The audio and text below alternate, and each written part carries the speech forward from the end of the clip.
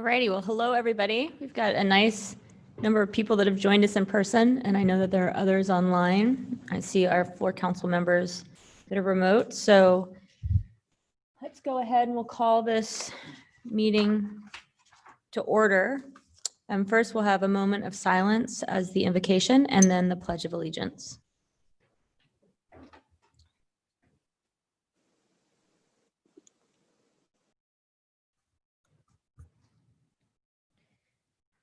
I pledge allegiance to the flag of the United States of America and to the republic for which it stands, one nation, under God, indivisible, with liberty and justice for all.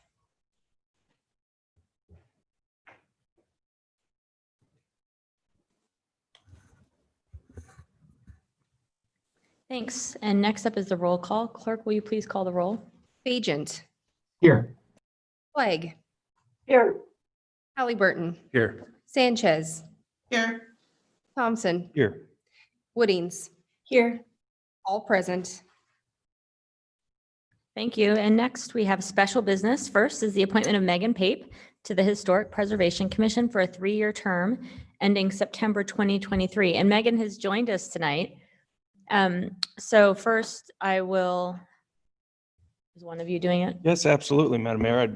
I'd be happy to. I request unanimous consent for the approval of the appointment of Megan Pape to the Historic Preservation Commission for a 3-year term ending September 2023. And Megan, please let me know if I said your name wrong. Thank you. Without objection. Megan, I'm going to just thank you first off for your willingness to serve. You join a great commission. I really enjoyed the conversation that we've had previously, but also as part of the interview process. If you want to say anything because you're here, you are welcome to jump up and make some remarks. And then I will just say too, you can both leave as soon as you would like, unless you really want to hang out because it has been so long since we've been in a room with multiple people. But welcome. Yeah, right there with that microphone, it should work. Yeah. Mm-hmm. All right. I was trying to think of the last time I've been in here. It was exactly 6 years ago. I was joining the library board, and that was my first role in a city position. And since then, I have gone on to become an architect. And it was all because of this board. Just a little bit about myself. I am a current graduate student at the University of Idaho here. I am working on licensure as an architect and an interior designer. I am finishing my graduate degree and I'm working at Erstad Architects down the street. So to have this will be a great learning experience. I'm thrilled for the next 3 years and I'm really excited about this opportunity. And well, thanks, Megan. I love that you brought up that the reason you decided you wanted to do what you're doing, but also be involved in your community is that you were a high school commissioner for the library. I remember you telling me that at one point and I thought that was great. So thanks for bringing that up. Yeah, thank you. Thank you for your service. Yeah, Thank you. thank you. All right, and now we have the appointment of Liz Urban to the Parks and Recreation Commission for a 3-year term ending September 2023. And Liz is joining us remotely. I believe Liz is on the phone.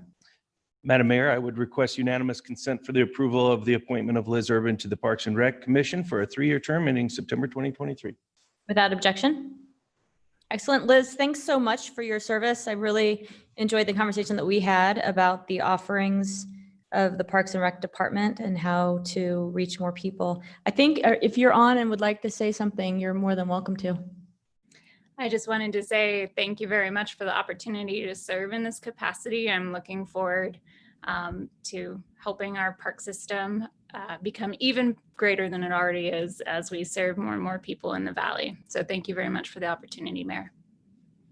Well, thanks so much. Madam Mayor, Yes. I just wanted to say welcome to Liz. Both Councilmember Sanchez and I are on the Parks and Rec Commission as well, and so we're excited to have you on there. And I continue to be excited by all the folks from the nonprofit sector who are getting involved in the city. So just wanted to say thank you for the work at the Audubon Society. Thank you, Councilman. Wonderful. All right. Well, thank you to both of you for your service. And I hope, but I'm sure it will be a wonderful experience, both for you personally, but also, of course, the community will benefit for it. I really appreciate it. Next up, we have CUP 20-14 and CUP 20-15, a reconsideration and mediation request. Hi, Cody. Hi, Madam Mayor, members of council. On July 21st, you denied an appeal of a conditional use permit to install 2 billboards at the corner of Franklin and Cloverdale Roads, one on each street. The appellant in the case has asked that you reconsider that decision. As you know, the purpose of reconsideration is really to resolve disputes at the lowest level possible. In this case, probably short of the judicial review process. The idea is that the applicant or appellant in this case have relevant information that was not available to you at the previous hearing. The appellant's letter was included in your packet, and we don't necessarily in our review see anything new. It really appears to be focused on the same issues that you debated at that previous hearing. That being said, it is entirely at your discretion if you choose to reconsider this evening. We would then advertise for a future public hearing on the matter. The appellant in the same request has also asked for mediation. Similar to reconsideration, the intent is to try and resolve issues at the lowest possible level. I would just note that we have spoken to the applicant in this case, and they've indicated no interest in participating. You do still have the discretion to order mediation, at least one session. Just wanted you to be aware of that resistance because it probably speaks to the likelihood of success. And mediation is at the city's cost. So with that, the decision on reconsideration and mediation are both before you this evening. Thank you. Thank you. Well, Madam Mayor, I'd be interested in making a motion here. Sure, why don't you do that and then we can have discussion. Okay, great. You know, I've looked through the information that was provided to us, and like staff said, I didn't see anything new that would have changed, at least my decision. And so I would move that we deny the reconsideration and mediation request. Second. We have a motion and a second. Is there discussion? All right. Well, I think that the councilman made his reasoning clear in his motion. So with that, I don't see any further discussion. Clerk, will you please call the roll? Clegg, Yes. I think that was a yes. yes. Yes, sorry. I see her lips moving yes. Halliburton, Yes. Sanchez, Yes. Thompson, Yes. Woodings, Oh. She looks super frozen. Bajent, Yes. Woodings, Let's mark her as an abstention for that vote, if that's how we mark, or just no vote there. motion carries. I think she jumped off for a bit. Okay, motion carries. Sorry about that. I think that the Council President Pro Tem is probably trying to get back in, so she'll be back. I skipped over, I think I was so excited about our volunteer commissioners that I skipped over the meeting minutes for the work session and regular evening meeting of the 25th. So we'll go back to 4. Great, Madam Mayor, I move approval of the minutes of the work session and regular meeting, August 25th. Second. We have a motion and a second. Clerk, will you please call the roll? Clegg, Yes. Halliburton, Yes. Sanchez, Yes. Thompson, Yes. Woodings,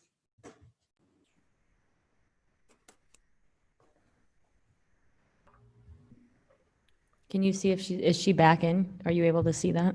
I allowed her to unmute, but she appears to be muted. Councilmember Woodings, Bajent, Yes. motion carries. All right.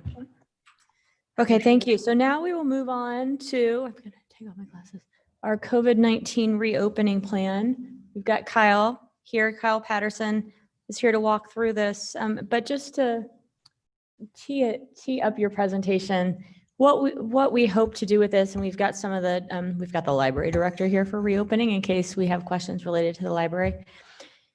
We have asked our city team to, because we exist as a city to serve the community, and we recognize that we as a community will be managing through COVID for the coming months, that it's really important that we do everything that we can to open our doors, offer the services that we offer as a city to our residents in safe ways to protect our staff and to protect the community in doing that, but so that we are available for residents that need to come in person.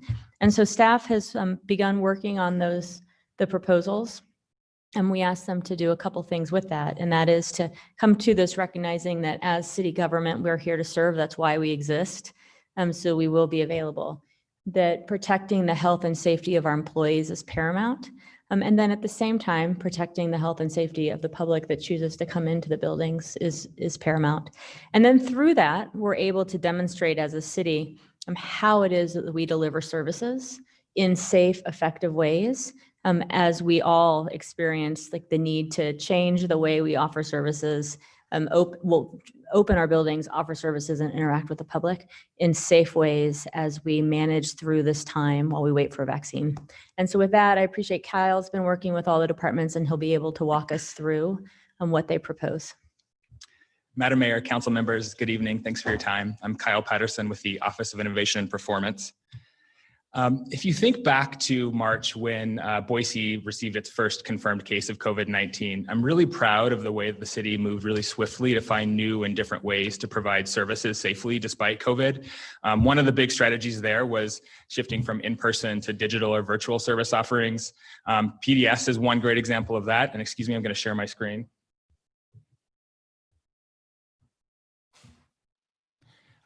PDS is one great example of that. Their plan review and permitting services had all been almost entirely in person before COVID-19. And within a couple of weeks, they switched to being all virtual very quickly.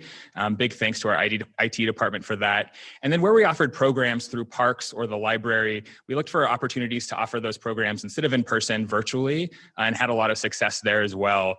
And then where we had services that had to be in person, we found creative ways to offer those safely as well.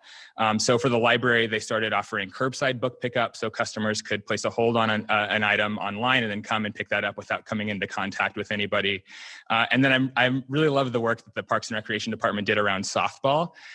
They piloted a kind of truncated league this summer, and they had some really creative and cool but still very strict safety protocols. So the catcher had to be 6 feet away from the batter.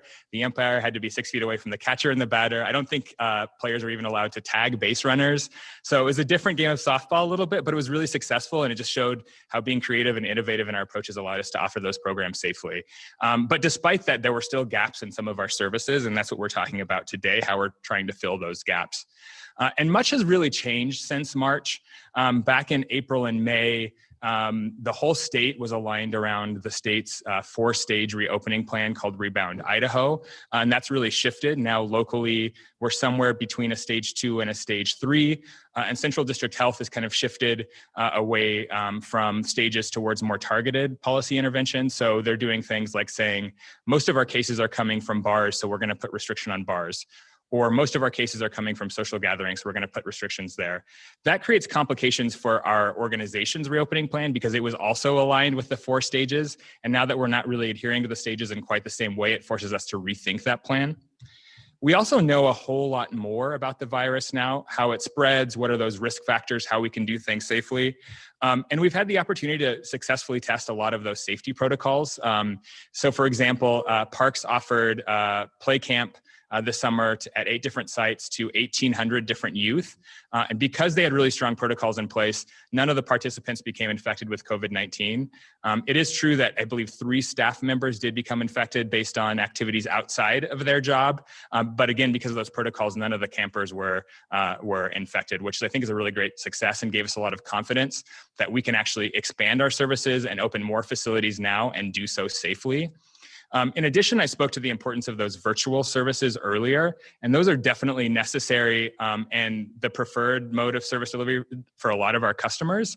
But it's also not sufficient, right? It's really important that we're providing in-person service options as well, especially for those folks who don't have access to technology.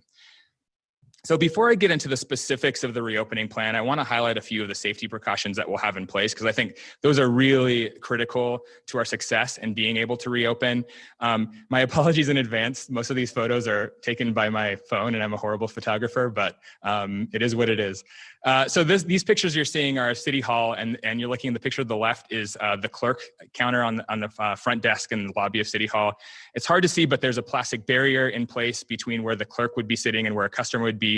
There are floor decals to make sure that folks are staying physically distanced. There's abundant signage throughout our facilities, encouraging folks to practice physical distancing. Where we have conference rooms, our facilities staff have done a great job of determining how many folks can safely be in a conference room, given the space there. We have hand sanitizer stations throughout, especially at entrances. We'll be asking staff and also the public who are entering facilities to self-screen for symptoms related to COVID-19. We'll also be asking staff and the public to wear masks in the facilities. And you can see some example signs there in different languages for that. If for some reason a member of the public isn't able for a medical condition to wear a mask, then we will offer accommodations for that. So we will have face shields available so they can wear that instead. Obviously, there's virtual and phone services that we can offer so that folks can adhere to that. In addition to those pieces, I think one of the maybe the largest safety precaution we can take is to really minimize the number of people in person. When there's not crowds, when there aren't dense groups of folks, we're much safer and there's less risk there. There's a few ways we're going about that. One is for our staff, we are asking them to telecommute where possible through December 31st so that we can limit the risk for those staff members who have to be in person and for those members of the public who are here in person.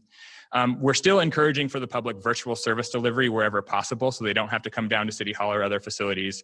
And then where we're offering programs, we may have to reduce participation in those a little bit so we can do it safely. So for example, an art program for Parks and Recreation may have been 12 people before COVID, and now it will be only 6 so that we're not having too many people in a room. We will also put ambassadors stationed at the entrances of City Hall and our libraries. And those folks' role will be to welcome people, to ask them to wear a mask, to meter entry into City Hall to make sure there's not too many people in one space, and to answer any questions. And we're hoping that those ambassadors can resolve any questions folks have before they even enter the facility. Where we're providing programs, we're going to provide them outdoors wherever we can. And I think that's one of library strategies is to do that, weather permitting. We also know ventilation is really important to stopping the spread. And so we've upped our game around air filtration using industry standards and industry requirements around air filtration around COVID-13 or 19, and also increasing ventilation. So increasing the amount of outside air that comes into our facility to increase that circulation. And finally, just better sanitation services. Obviously, we're sanitizing our facilities daily, but for example, at City Hall, we have a day porter who comes in midday every day just to wipe down surfaces, doorknobs, elevator buttons, tabletops, things like that to make sure that everything's sanitized. So with that, I want to share a few highlights about what services will be expanding in this new plan and what facilities will be reopening. And just a note before I start on that, I'm focused largely on those services that will be expanding or facilities reopening. There's already a lot of services that we're providing now, and I'm not going to get into detail about this. This is really about talking about filling those gaps that still exist.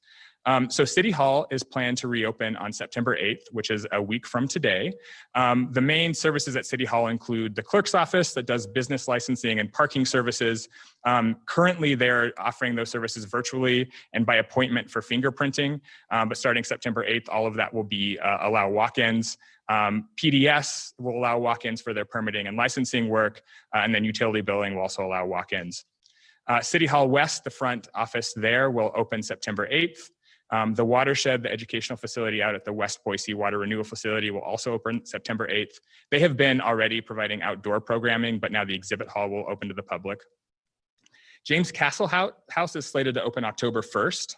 And that will take a few extra weeks because there's a new artist in residence coming, and that person will need to quarantine for a couple of weeks before we can open to the public. And then we'll talk more about library and parks and recreation. So, Madam Mayor? Yes. Thank you, Madam Mayor. Thank you so much for this presentation. This is great information.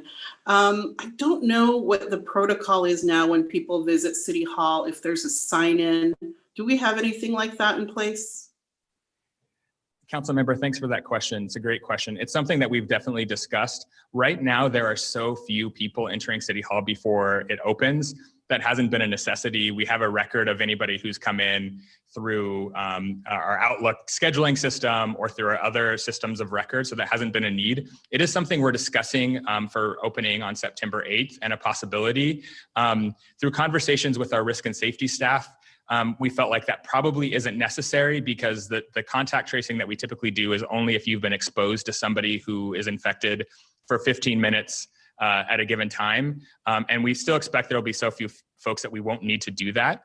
At some of our other facilities, it will be the case, and we'll talk about that a little bit later. But for example, at Idaho Ice World, everybody who comes in will be asked to sign in because the numbers there will be much higher than, say, City Hall for exactly that purpose. So that if there is a case of COVID-19, that we can do that contact tracing quickly and effectively. Thank you. Go ahead. So now we'll talk about the library. And this slide really just shows the services that they're already offering, which is really most of their services. They have the curbside pickup, which I discussed. Folks can make appointments to use their computers in person if they need that. There are virtual programs being offered. You can get a contactless library card. That's a mouthful. And so that you can get a library card without coming in person. It's not mentioned on here, but they're also using the downtown library as a cooling library. So the Hayes Auditorium there is being used so that folks who don't have access to air conditioning during these hot days can go somewhere and stay cool and rest there. Really, the only things that aren't being provided there now are just in-person browsing and access to the reference desk. And that's what really we're looking to moving forward. So starting September 28th, all of the libraries will reopen in some form. And the reason why we're waiting till September 28th is because this will mark a pretty radical departure in service delivery for the library. So it requires a big change in staffing and training staff, but also our space utilization, and that's going to take some time. In addition, right now, there are 16 vacant positions at the library that are really critical to service delivery. And those positions remained vacant because the libraries weren't open. But now that we're reopening, libraries, I know, is working really hard to fill those positions. So starting September 28th, all of the libraries will be open. For both the downtown library and the neighborhood libraries, the schedule will be Monday through Friday, 10 to 6, and then Saturdays, 10 to 2 p.m. And then at both the downtown and the neighborhood libraries during the week, there will be kind of a split in the schedule. So in the mornings and early afternoon, it'll be reserved for existing services. So the curbside pickup, the computers, et cetera. And then the afternoons will be for the in-person services. So like browsing and reference desk and things like that. And the reason why they have to split that up is each of those services requires a lot of staff and a lot of space. So it's just not possible to provide them at the same time. So we're splitting those up. For Parks and Recreation, again, to note the things that are already open, so many services and facilities, parks and playgrounds, trails in the Greenbelt, Zoo Boise, of course, only the outdoor exhibits are open now. Golf courses, outdoor sports courts like basketball and volleyball. Idaho Ice World is open for private ice rentals. Fort Boise Community Center is open in a limited fashion just for fall programs. And then 5 community-based or school-based community centers are open for online schooling. Looking forward, I know Parks and Recreation published their activity guide a few weeks back. Maybe many of you have seen that. There will be a lot of programs offered. This activity guide is shorter than it has been in the past, and that's just because we want to make sure we're only providing programs that we can do safely. And in some cases, as I mentioned before, the participation in those programs will be lower than before so that we can maintain safety. But in addition to that, from a facilities perspective, Fort Boise Community Center will reopen September 8th, specifically the fitness area by appointment.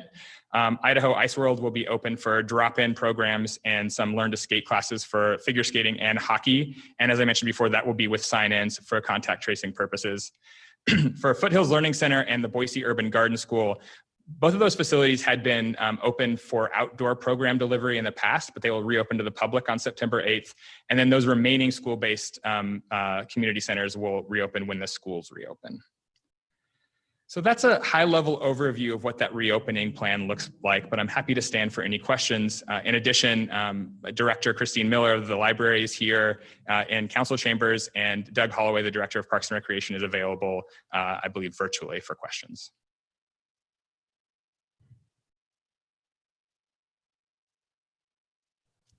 Madam Mayor. Go ahead. Thanks. I've had a couple of questions about what the drop-in programs are going to be for Ice World? Maybe Doug can kind of give us an idea of what some of those are going to be.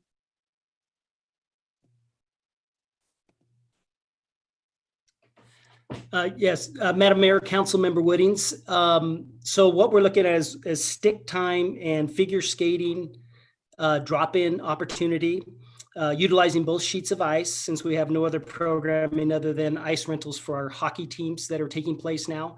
So we can spread, as many as 15 to 20 participants out on both sheets of ice. We don't anticipate seeing that many, but we have had quite a few inquiries as to when we'll start the drop-in services. So again, we'll require a sign-in registration so we know who's in the facility at that time. And then we'll segregate it into two different locations on both sheets of ice to accommodate both the figure skaters and any stick time hockey players that may want to use that time for ice skating. Madam Mayor, can I just have one follow-up? Of course. Doug, what are the kind of health protocols going to be when people go into Parks and Rec facilities during this time? Are people going to be are people going to need to be masked or keep physical distance, or what are those going to be? Yes, Madam Mayor, Councilmember Woodings, absolutely. Masks are required for entering and leaving any of the facilities. If you're engaged in an activity, for example, on the ice at Ice World, you'll be able to take your mask off while you're participating in the activity. But the minute you come off the ice, the mask will be required. We have placed those stickers that Kyle showed earlier at City Hall. Those are located all throughout all of our facilities. And then we'll just have our teams working as ambassadors, visiting with folks as they come in and reminding, making sure people have their masks on, making sure they know where all of our sanitizing stations are located, and then, making sure that safe distancing is continued to be observed while they're in all of our facilities, obviously not just Ice World. That's fantastic. Thank you. You're welcome. Thank you. Other questions or thoughts? Madam Mayor, Yes, go ahead. thank you. Not a question, just a note. City Council doesn't get very many drop-ins, but since we are going to be, at least some of us, in person on Tuesdays, and we have a second staff person who's been coming in on Fridays and completing some work that has to be done in the office.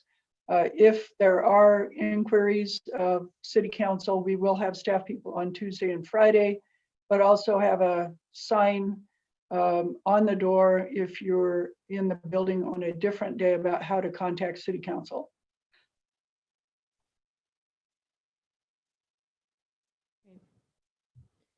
Well, and I should say too, do you have more slides or is that it? All right. This is, of course, we are operating with best intentions and have put together plans to protect our employees and to provide more services to the community. It'll be great to see people in the building, and it's wonderful to see all of you tonight, and to have more staff back in, those that are going to be here, I thank them. And then of course the public who will be visiting. But as we've experienced throughout this, different things happen which require us to then take different steps. So this is, I appreciate the work that staff has done to put this together, and we'll be moving forward with this, but recognizing if we have outbreaks, as we learn new information, or we recognize that something's working or isn't working, we're bound to see things evolving as we reopen, move through this moment, try to keep everybody safe and healthy, and continue to provide the services that our citizens really want to see. Madam Mayor? Yes, go ahead.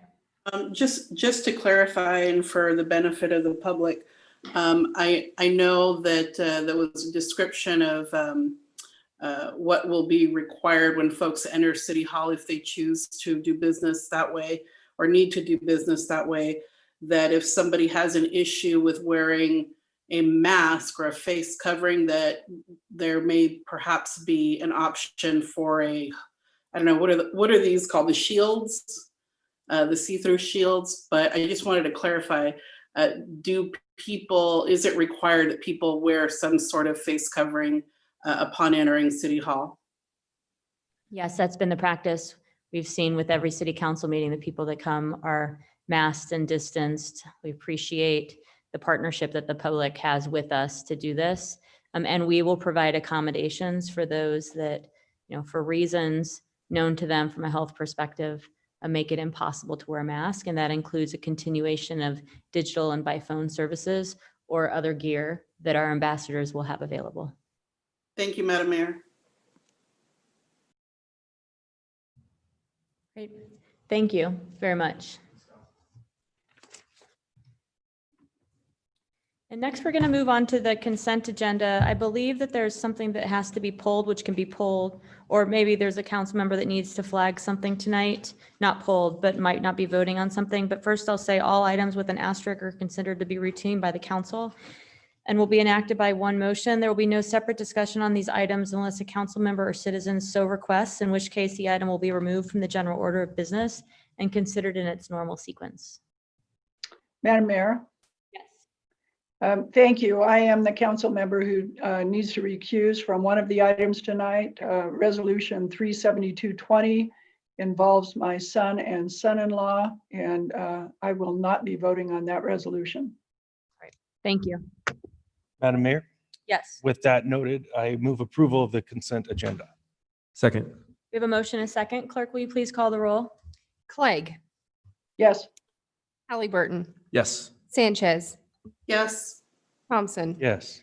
Woodings, Yes. Bajent. Yes. All in favor, motion carries. Thank you. We have nothing on first or second reading under ordinances, but we do have several items on third reading.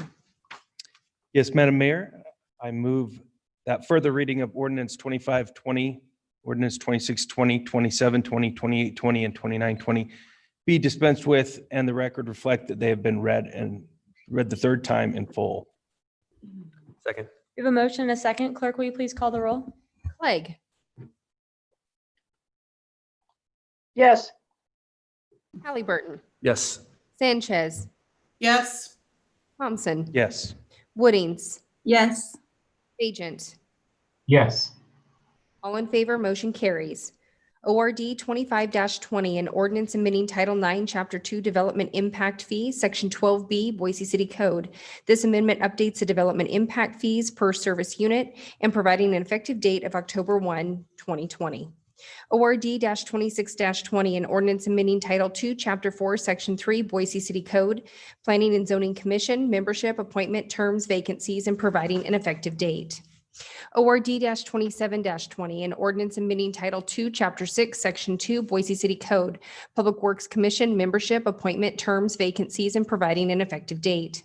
ORD-28-20, an ordinance amending Boise City Code Title 1, Chapter 9 by repealing Section 5, Special City Question Elections and providing an effective date. ORD-29-20, an ordinance CAR 20-00002 for property located at 8306 West State Street, amending zoning classifications of the city of Boise City to change the classification of real property, particularly described in Section 1 of this ordinance, from single-family residential large lot R-1A to multifamily residential with design review R-3D, setting forth a reasoned statement in support of such zone change and providing an effective date. Madam Mayor, Yes. I believe all these ordinances are relatively straightforward and/or have been discussed quite well in the past, and I would move that ordinance 2520, 2620, 2720, 2820, and 2920 be approved. Second. We have a motion and a second. Clerk, will you please call the roll? Clegg, Yes. Halliburton, Yes. Sanchez, Yes. Thompson, Yes. Woodings, Yes. Agent. Yes. All in favor, motion carries. Thank you. And we do have one item on first, second, and third reading. Madam Mayor, I move that all rules of the council interfering with the immediate consideration of ordinance 30-20 be suspended, that the portion of Idaho Code 50-902 requiring an ordinance to be read on 3 different days, twice by title and once in full, be dispensed with, and the records show that it has been read the third time in full. Second. We have a motion and a second. Clerk? Clegg, Yes. Halliburton, Yes. Sanchez, Yes. Thompson, Yes. Woodings, Yes. Agent. Yes. All in favor, motion carries. ORD-30-20, an ordinance amending Boise City Code Title II, Chapter 14 by renaming the Neighbors in Need Trust Fund Advisory Board as the Homeless Services Advisory Board, providing that the Homeless Services Advisory Board shall consist of the Executive Committee of Our Path Home, providing for increased responsibilities and oversight of potential grant opportunities by the Homeless Services Advisory Board, providing for a waiver of the reading rules and providing an effective date. Madam Mayor, I move approval of ordinance 30-20. Second. We have a motion and a second. Clerk, will you please call the roll? Clegg, Yes. Halliburton, Yes. Sanchez, Yes. Thompson, Yes. Woodings, Bajent, Yes. Councilmember Woodings. Motion carries. Thank you. All right, now we'll move into item 9, new business subdivisions, the joyful subdivisions, sub 20-11. Thank you, Madam Mayor, members of council. This project is essentially identical to one that was approved in 2014 by the city, but has unfortunately expired. It's a preliminary and final plat for a residential subdivision that includes 13 buildable lots on about 4 acres addressed at 2311 South Curtis Road in an R2D or medium density residential with design review zone. For those unfamiliar with the area, it's basically located very near where Curtis Road meets Interstate 84. Again, the project includes 13 buildable lots, all accessed from a new public street that will connect Curtis Road to Janine Street. That new street will include 5-foot detached sidewalks. I'd also note that Lot 7, Block 2 will be occupied by an existing home on the property. That lot will also allow for the preservation of a number of existing trees around that home. Other existing trees will actually be preserved on the lot Block 1 down in the very corner there. Finally, I would note that the project does meet the density limit of 3 units per acre based on the project's location in the airport influence zone. The commission did recommend approval of the project back in July, and it was unopposed at that time. We remain unaware of any opposition or concerns from public agencies, so we are recommending approval of the plat this evening. Thank you. All right, thank you. Any questions for staff? This looks rather straightforward. Okay, the applicant, Alex McDonald. Not here in person. Oh, hi, Alex. I see you on the phone. Hello. Yes, thank you. Hi there. Hello. Are you in agreement with the staff report? Yeah, my name is Alex McDonald, in agreement with the staff report and the conditions of approval. Thank you. Great, thank you. Any other questions before I close this hearing? All right, I'll take a motion. Yeah, Madam Mayor, I think this is a great subdivision, a good addition, a great location, and it's pretty hard to hate on a subdivision named Joyful. I would move approval of Joyful Subdivision sub 20-0011. Second. We have a motion and a second. Discussion? Clerk, will you please call the roll? Clegg, Sorry, yes. Halliburton, Yes. Sanchez, Yes. Thompson, Yes. Woodings, Yes. Bajent. Yes.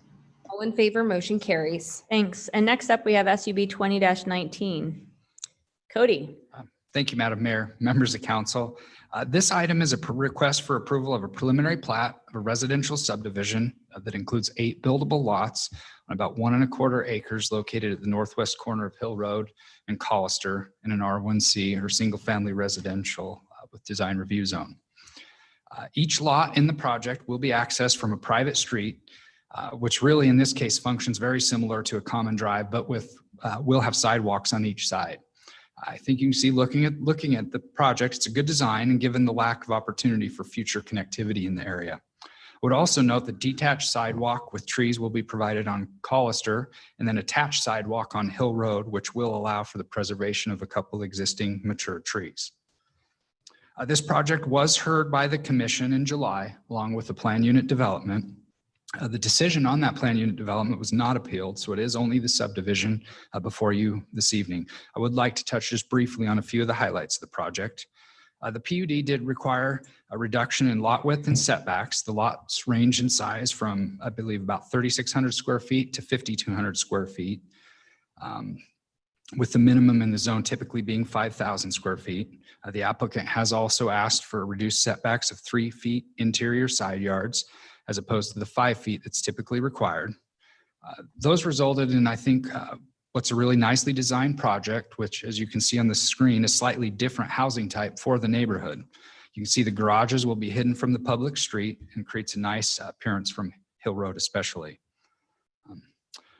I would also note that there was a condition of approval that requires the applicant to explore recycling alternatives as opposed to taking that existing home and materials directly to the landfill.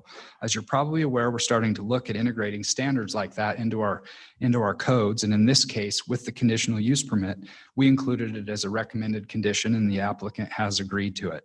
I suppose it's a really good way to start testing some of those approaches to development. I believe that covers things this evening.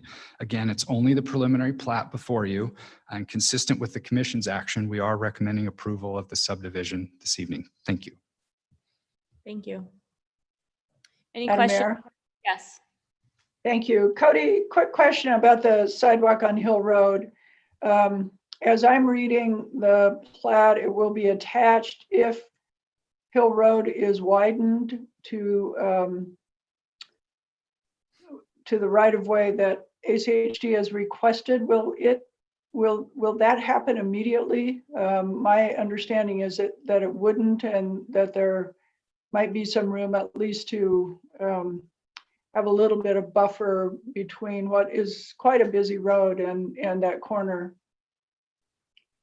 Madam Mayor, Councilmember Clegg, I don't believe the plan is to widen Hill Road immediately, and so there will be a buffer that includes some existing shrubs, but then also near the west corner of the site, 2 existing conifer trees that will be preserved until that widening occurs. Okay, so I'm trying to understand: is the sidewalk going to go to the south of the existing trees? But I believe right now that area is about, I don't know, it looks on the map like 12 or 14 feet wide. And if the sidewalk's only 5 foot wide, there would be a fair amount of it that's undeveloped. Maybe Ben can answer that question if you can.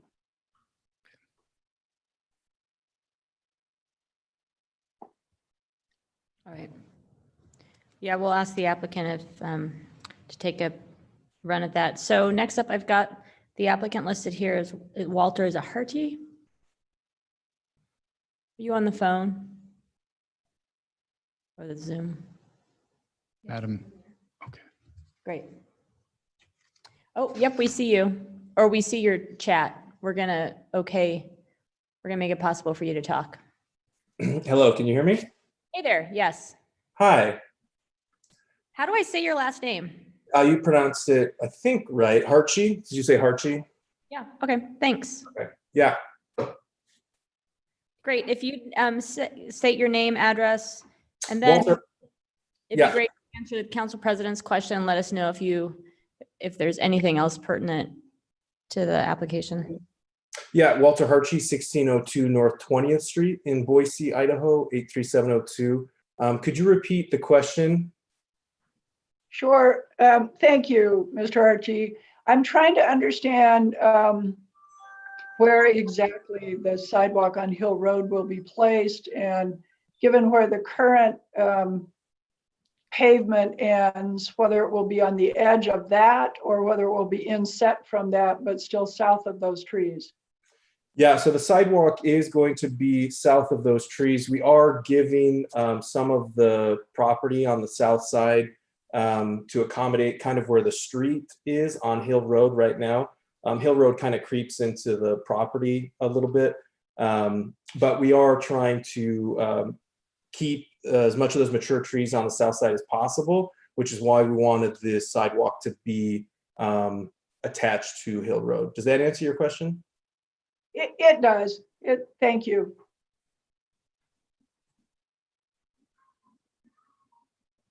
Great. Anything else? All right. Further questions for staff or the applicant? Right. With that, I'm going to, anybody here? No. I'm going to close the hearing. Yes, Madam Mayor, I would like to make a motion. I think this is a nice variety in this subdivision, good neighborhood addition. I would move approval of Persia Hills subdivision, Boise City preliminary plat, sub 20-00019. Second. And Madam Mayor, Yes. just like to state appreciation for the staff in exploring some of these recycling opportunities as far as some of the building deconstruction. Thanks. All right. Any further comments? Clerk, will you call the roll? Clegg, Yes. Halliburton, Yes. Sanchez, Yes. Thompson, Yes. Woodings, Yes. Agent. Yes. All in favor, motion carries. Thank you, everybody.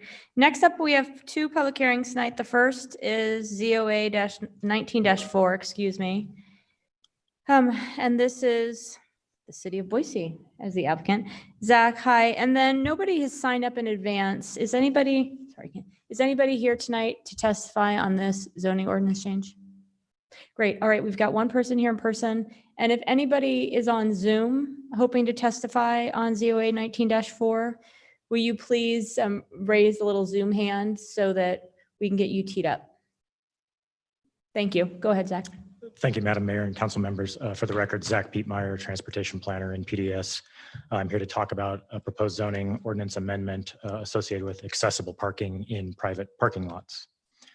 Back in March of 2019, the city's Accessible Parking Committee initiated a discussion about modifying Boise City Code with additional design requirements they felt would improve accessible parking in private parking lots.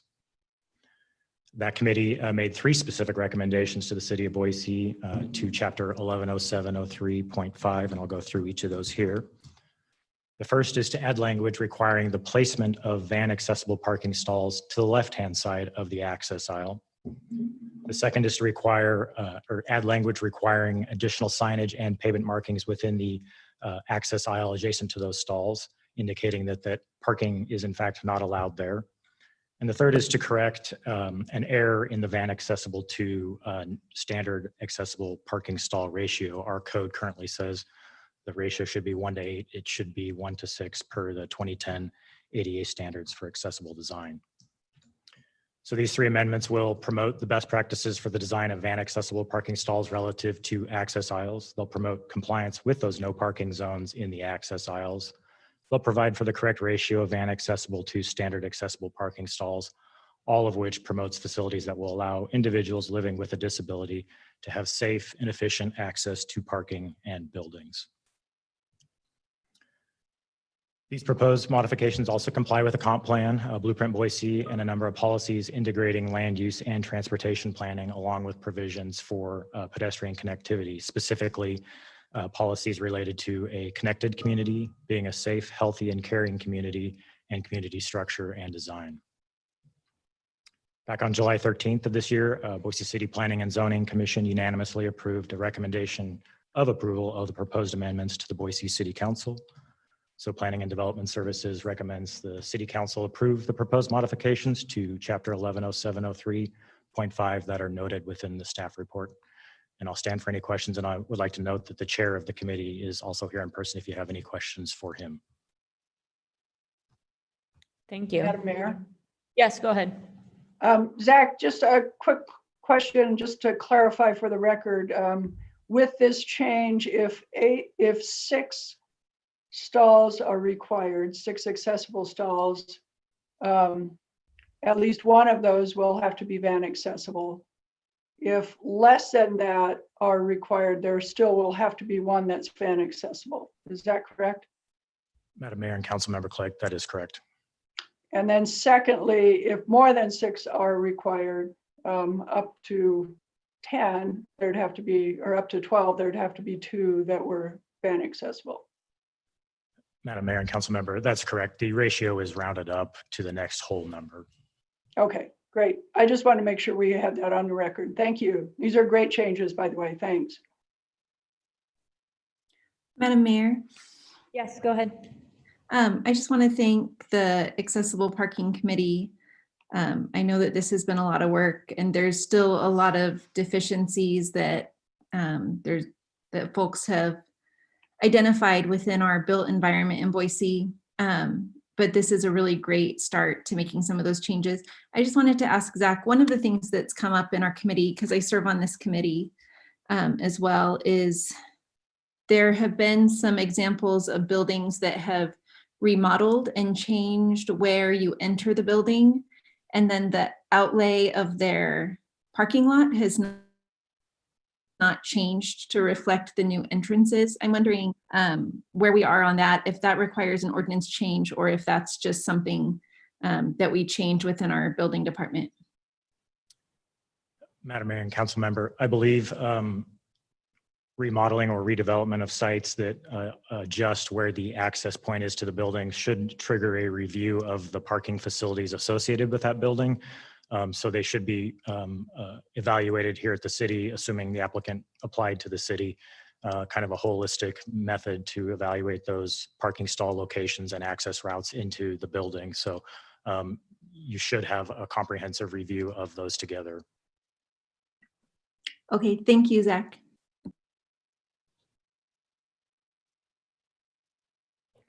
Other questions? All right, we have one. Oh, yes, go ahead. I just wanted to ask Zach, will there be at least Spanish language versions of this as well, the signage? Madam Mayor, Council Member, that's a great question. I'm not sure if that's in the cards. I would have to speak with our design review and current planning, but I think that's something we can definitely investigate. Thank you. Great. Do you want to come on up? So now for the public hearing test part of this, when you speak either through Zoom or here, please let us know your name and address for the record, and then you can go ahead and get started. Welcome.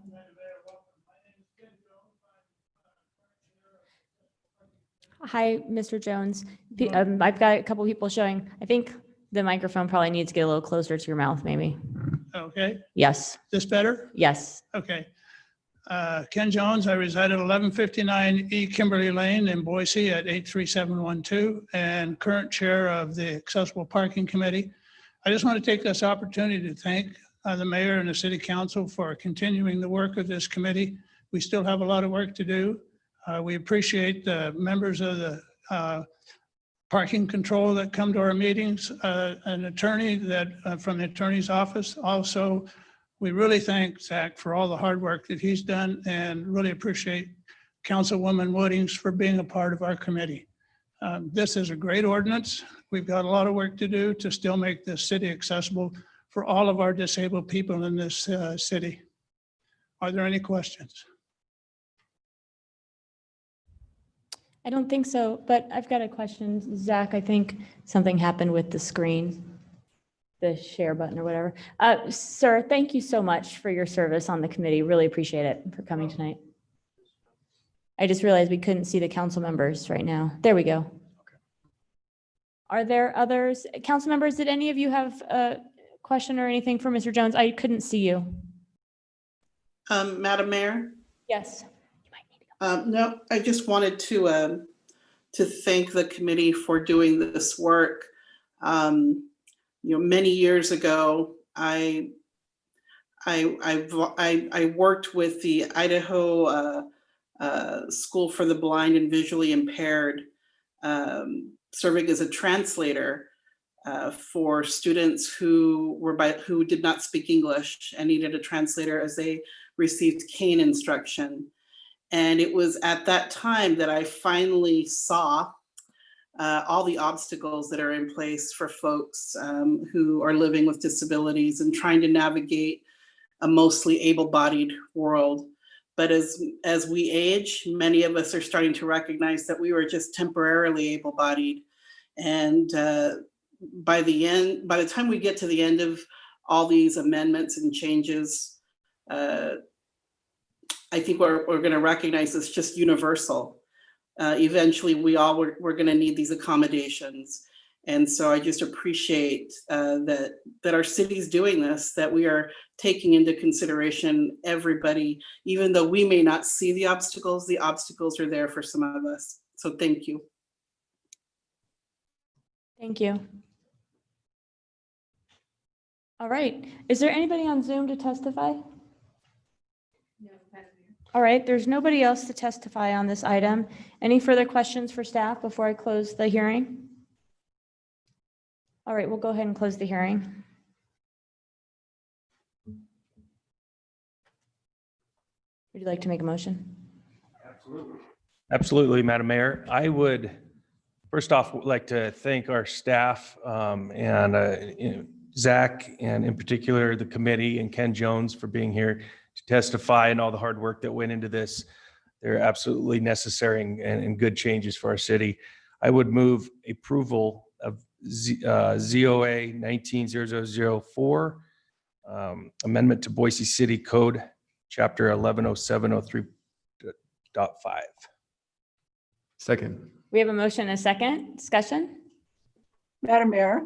Yes, go ahead. Thank you. I just want to recognize the committee chair who came tonight. Thank you for your service. I really want to recognize as well Councilmember Woodings. You know, we don't get paid extra to do the extra things in this job, and everyone has various passions. This is one of Councilmember Woodings, and it's really important to have someone on this committee to help bring these things, make sure that these things get brought forward. So thank you for your service there. Thank you, Madam President. You're welcome. All right. Yes, thanks, everyone. With that, clerk, will you call the roll? Clegg, Yes. Halliburton, Yes. Sanchez, Yes. Thompson, Yes. Woodings, Yes. Bajent. Yes. All in favor, motion carries. All right, thanks. Next up, we have CAR 20-3 and modification to a DA, and PUD 20-3, an appeal of Planning and Zoning Commission's denial of a CUP. So a couple things. Are all of you in the room tonight here to testify on this? All right. And some of you are just here. That's great. What we're going to do is, and then clerk, will you let me know if people are on the Zoom to testify? I have nobody on Zoom at the moment to testify on this item. And I ask that because nobody's signed up in advance, but if you're on Zoom and you end up wanting to testify, you could raise your hand because we could take Zoom first. So if while staff and the applicant are doing their presentations, if you are on Zoom wanting to testify, raise your hand and we'll start with the Zoom so that if you don't want to stay on through the course of this whole thing, you don't have to, and then we'll take testimony here publicly. And then for each of you that is here, welcome. It's great to see faces. There's some wipes. There's hand sanitizer and there are wipes just to the right of the podium. If you need to move the microphone and you want to clean it off first, you can grab a wipe there and do that. All right, go ahead, Cody. Thanks. Thank you, Madam Mayor, members of council. This item includes two applications, a modification to a development agreement to allow an increased building height and multifamily residential development, and then an appeal of the Planning and Zoning Commission's denial of a conditional use permit for that same project. Both are related to about a 4-acre parcel addressed at 3635 West Elder Street in an LOD or limited office with design review zone. The site's generally located about halfway between Vista and Orchard, right across the interstate from the airport. The applications were heard by the Planning Commission in June of this year. The commission did recommend denial of the changes to the development agreement and then denied the conditional use permit. I want to recognize for a lot of reasons, this is actually a great location for multifamily residential development. It's largely compatible with the mix of uses in the area, unfortunately with one big exception. As mentioned, we have the Boise Airport across the freeway immediately to the south. The denial of these applications, I think you see in looking at the record, really boiled down to a concern with compatibility with the airport. Included in your packet were comments from the airport objecting to the residential use in this location. Their property, again, is only about 260 feet to the south. And as you can see from this illustration, the activity with the taxiway and runway are quite close to the proposed units. The commission's decision really focused on two areas. First, the noise level present would make it unsuitable for residential development. And then second, it could jeopardize the long-term viability of the airport and future operations. It's really the decision boiled down to two findings in the end: lack of compatibility with surrounding uses and then inconsistency with our comprehensive plan. While not black and white, the commission certainly has broad discretion in determining both of these findings. The commission's denial of the PUD was obviously appealed, and the applicant included 5 grounds.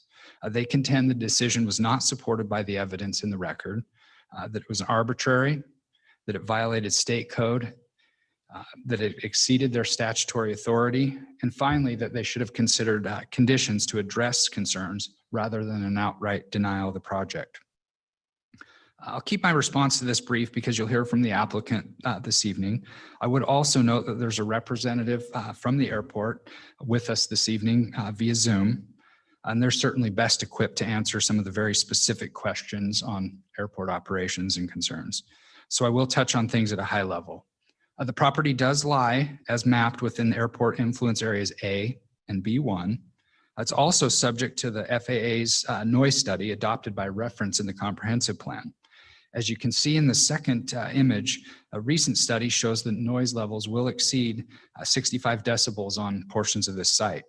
And the FAA standard considers this level unacceptable for residential uses. There is a bit of a discrepancy between the mapped airport influence areas shown in the comprehensive plan and the most current data available as it relates to noise levels. The mapping, I don't believe in the comprehensive plan, hasn't been updated for a number of years. However, as you well know, ultimately the comprehensive plan isn't code, it's general policy guidance. And the science here says that the noise generated from the airport results in concerns from a compatibility perspective. And it's the airport and the Planning and Zoning Commission that relied on that in making the decisions. Also, the comprehensive plan includes a number of policies intended to protect the airport from incompatible development.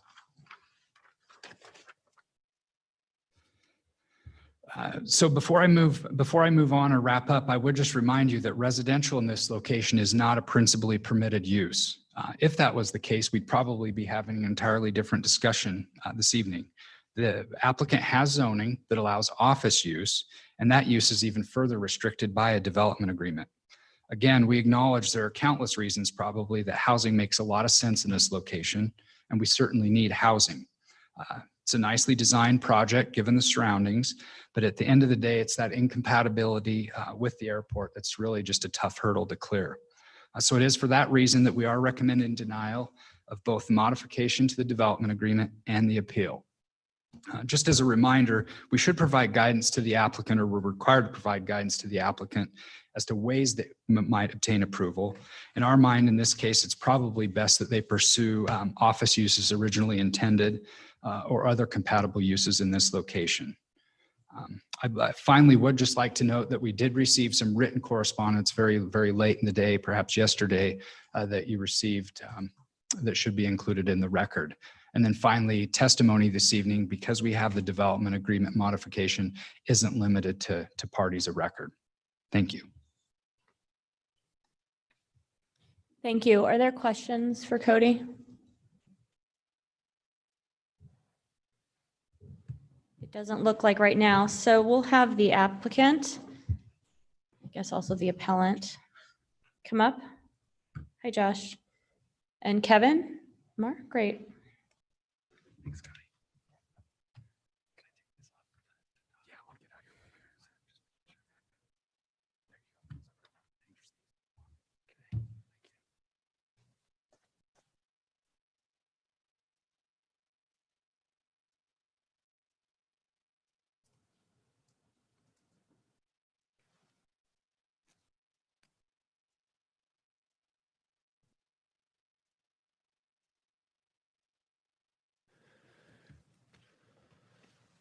Madam Mayor, members of the City Council. Cody gave a great introduction to the project. It's a great project. Could you give us your address? I apologize. Thank you. Josh Leonard, Clark Wardle. We're at 250 South Front Suite 310. Thanks. Cody gave a great introduction to this project, and I appreciate that. And as he said, there are a lot of reasons why it's a great project at this location. As he also said, the development agreement modification is here on original jurisdiction, meaning that it's a decision for the mayor and council, and then the conditional use permit is on appeal. One clarification, the development agreement modification, and I even got it wrong here on this slide, is to increase building heights. It's not to include multifamily uses.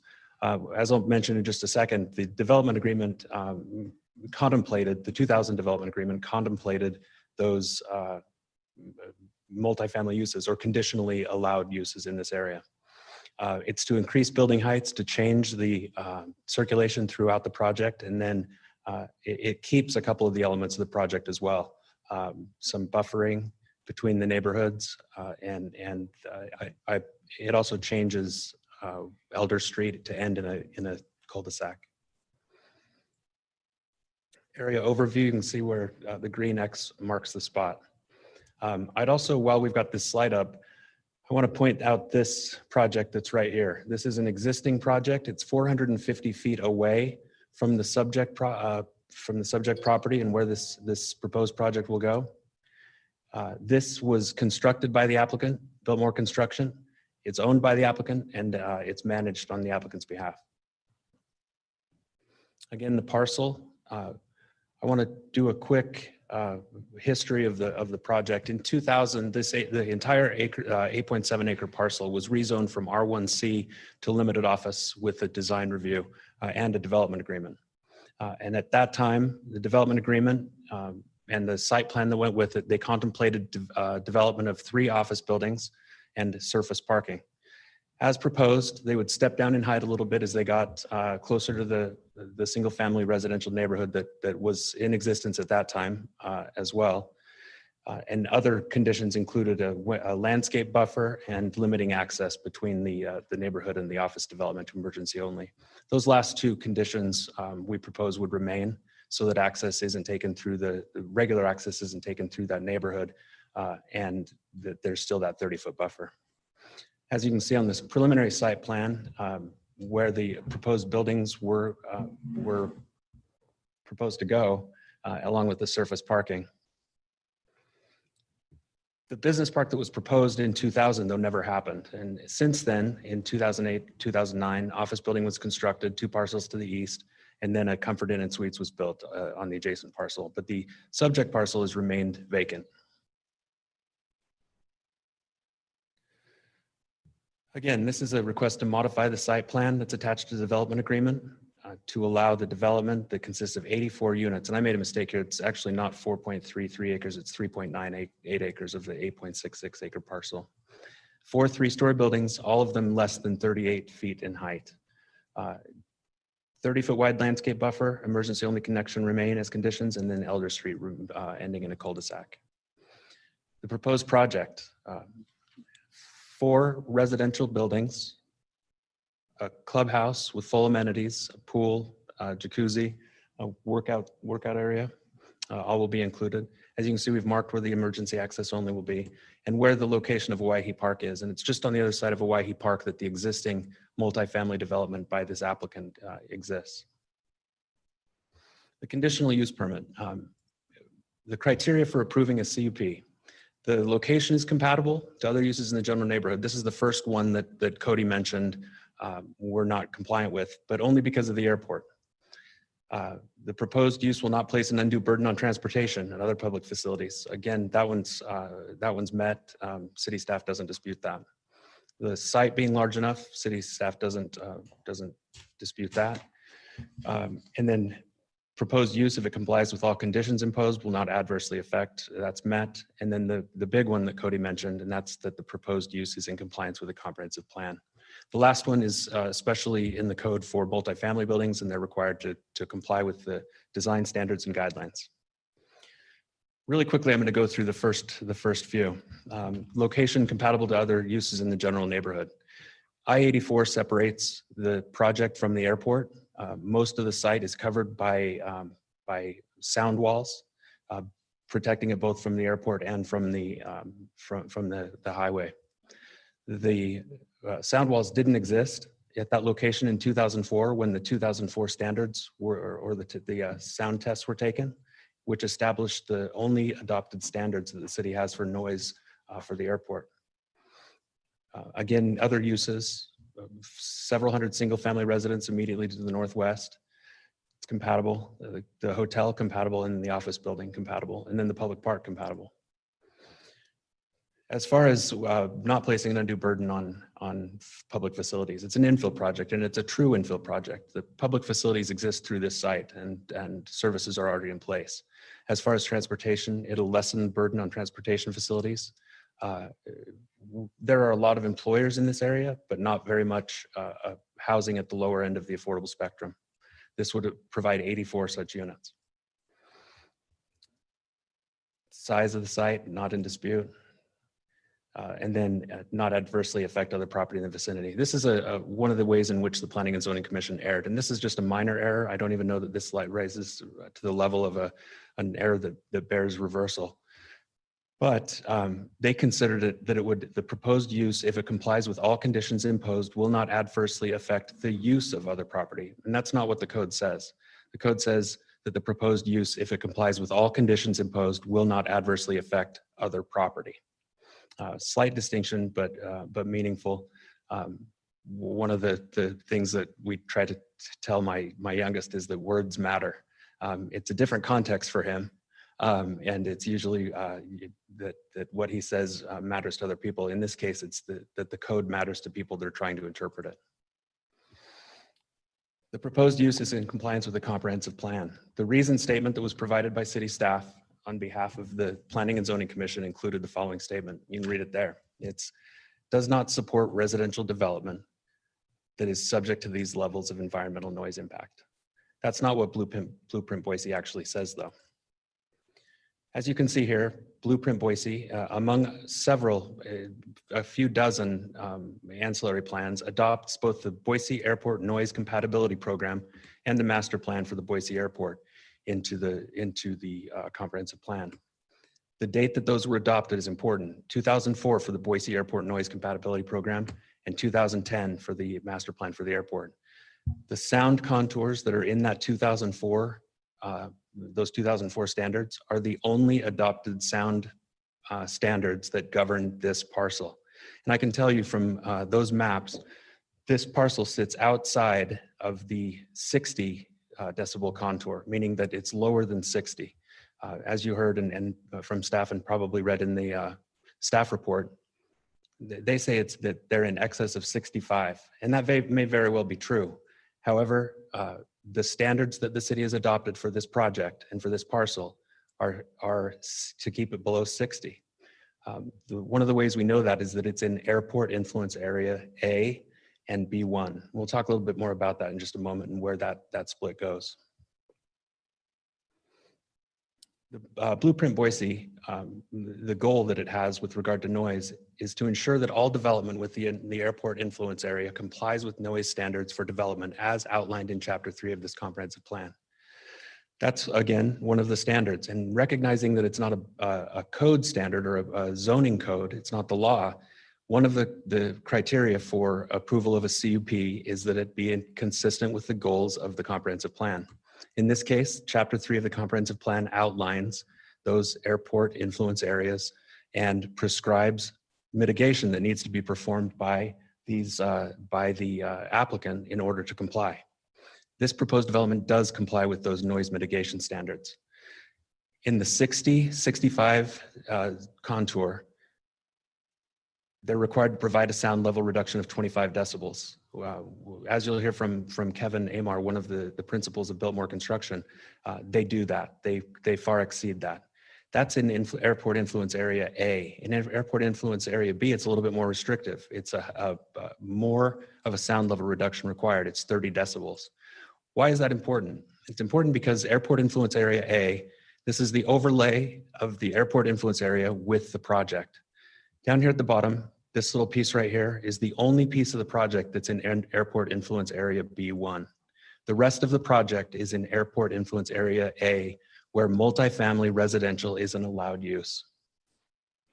Again, Airport Influence Area A, they're required to provide a sound level reduction of 25 decibels. In B1, it's 30 decibels. This is in compliance with the comprehensive plan. In the reason statement for the denial, staff said, normal airport operations have been shown to generate noise impacts of over 65 decibels. But even that statement's incorrect. Madam Mayor, Yes. time. Oh, sorry. Thank you. Mhm. All right. So you've hit time. Are there questions for the applicant? You'll be able to finish some of this in rebuttal. Thank you. All right. There are no questions at this time for the applicant or the appellant. So I'm going to move into the list. The neighborhood association of record is Hillcrest. We don't have an indication that the neighborhood association will, oh, are you representing the neighborhood association? All right, then come on up.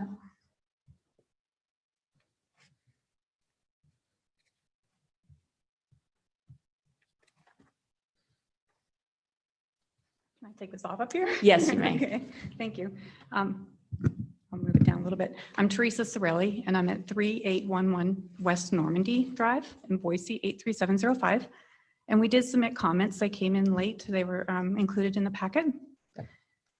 We met as a neighborhood association with several of the long-term residents in the area, and we had a really good conversation.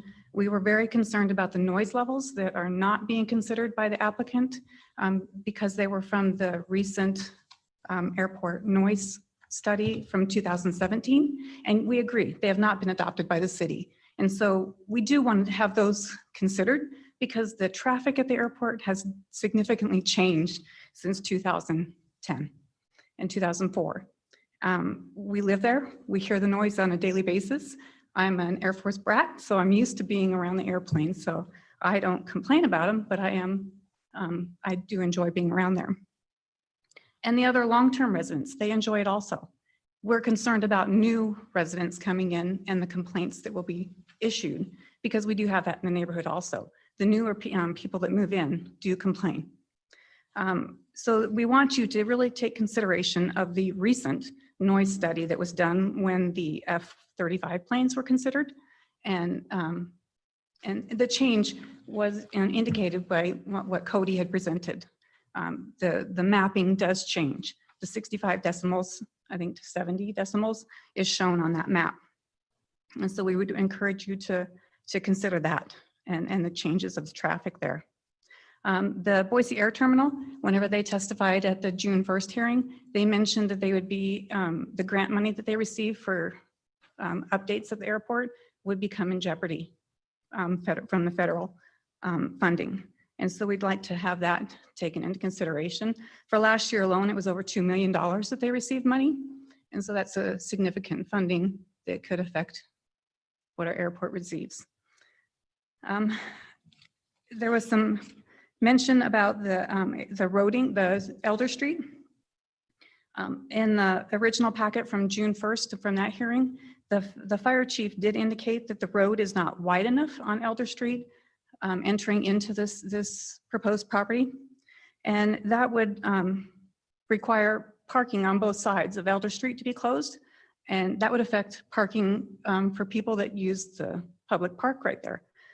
And there's tennis courts right there. And a lot of handicapped people will come and utilize that park. Right now, there's only 18 parking stalls at the park, 1 handicap parking spot. So a lot of them have to use the street, Elder Street. Well, that's going to be closed off to parking.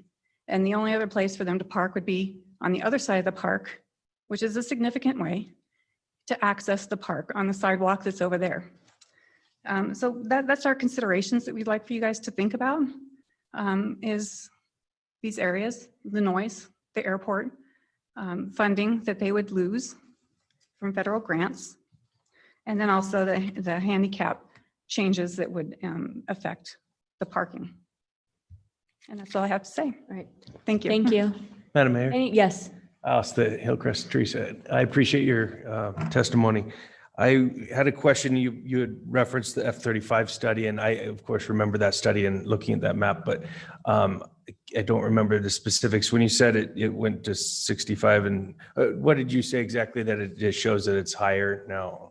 On the map that Cody presented from the city, he shows on there that it's either 70 or 75 to 65 in the whole property area of where these apartments would be placed. Okay. So it's significantly higher than what the I see. applicant is indicating. Thank you. But he's using the study that's on record that's been adopted by the city, and that's 2004. understandable. Yeah. Okay. Thanks.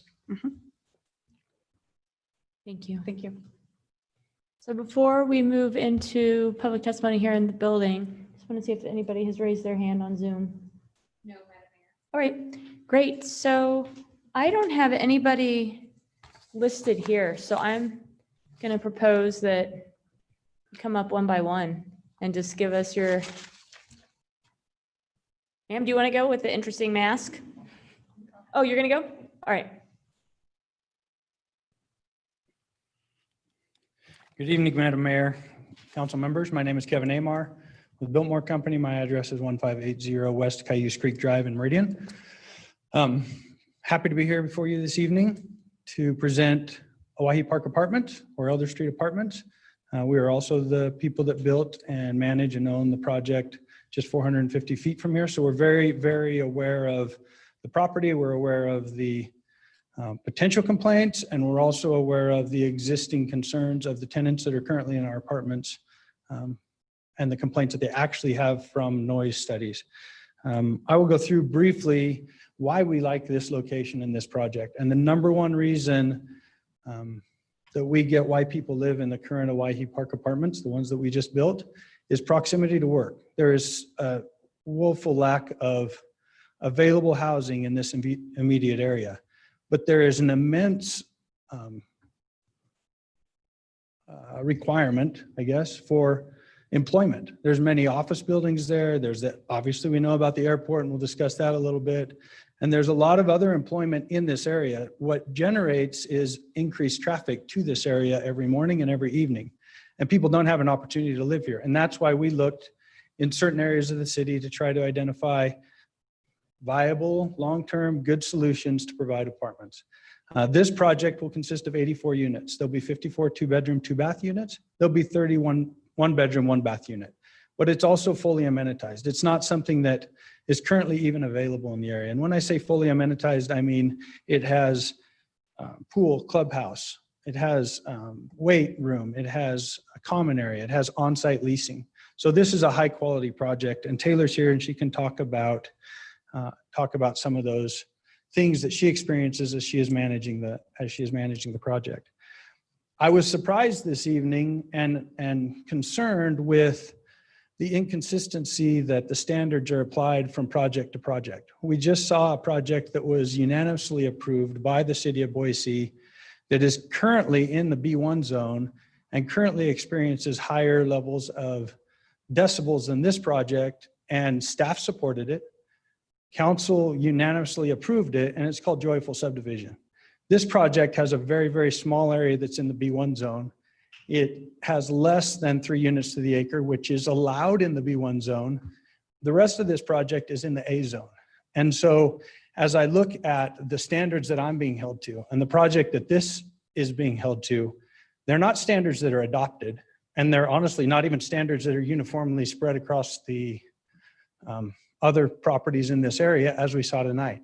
Staff supported the project that was just at the end of this, and that project already exceeds 65 decibels in the 2004 study. So we know we have a good project. We know this is in demand. We know it is infill. We have all the capacity that we need for everything. And we would ask that council considers this just as they considered others. All right, thank you. And approve this Hit time. with the other projects. I'd stand for any questions. Thanks. All right, somebody from the else that's here would like to testify?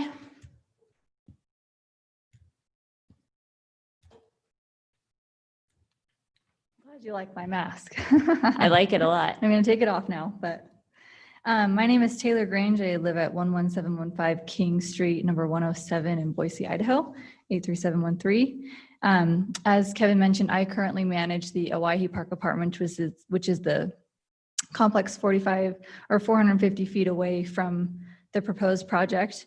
The current complex, Owyhee Park Apartments, I've never received any complaints from our tenants, and I've been there since completion of construction. From the airport noise, we haven't ever received a tenant call for that.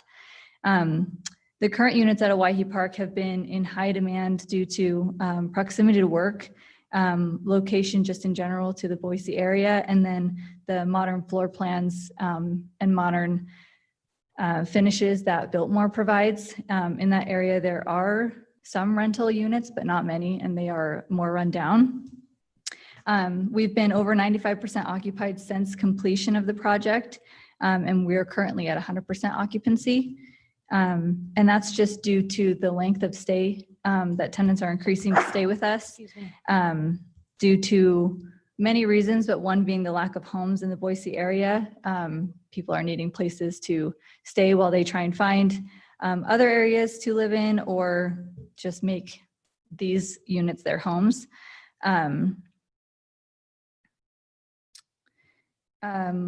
believe that another location like Elder Street is much needed because of the high demand and lack of availability that we have, as we're constantly turning away qualified applicants from that area. Thank you. Thank you.